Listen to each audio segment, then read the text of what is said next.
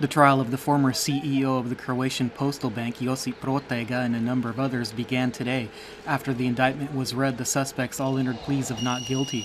According to the indictment, Protega and others have been charged with floating high-risk loans to preferred clients, thereby incurring damages to the state-owned bank in an amount of over 255 million Croatian kuna.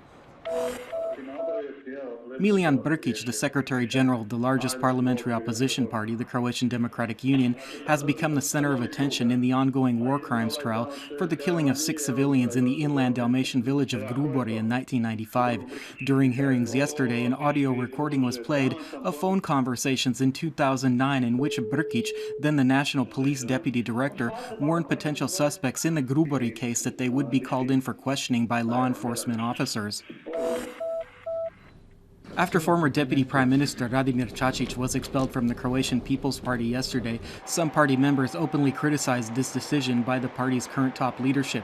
To recall, Čačić is currently serving a prison sentence for committing vehicular manslaughter in Hungary several years back. Speaking for Croatian radio this morning, one high-profile party member, Zlatko Koračević, said he knew that current party chair and Foreign Minister Vesna Pusić would take advantage of this situation. Meanwhile, Construction and Physical Planning Minister Anka Mrak-Taritaš pointed out that the party cannot have two centers of power, the actual leadership and a charismatic former high party official, sending different messages to the party's rank and file.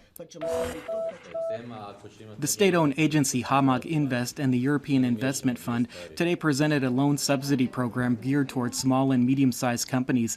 Under this program, guarantees will be provided to back the principal on loans aimed at helping new businesses develop their operations more quickly and securely. While there, Entrepreneurship and Small Trades Minister Gordan Maras reiterated that he and Finance Minister Slavko Linić are not at odds, but continue to insist on transparency in the operations of the Croatian Bank for Reconstruction and Development, which earlier in the week was implicated in possibly questionable dealings with the Deputy Finance Minister. The most recent issue of The Economist carries an editorial on Croatia, which notes that the country's economy is stagnating, unemployment is rising, and many young Croats are poisoned by hate. It goes on to say that many flirt with fascism and quotes a recent statement by President Ivo Josipović that the country is riven by intolerance of those who think, live, pray, and speak differently.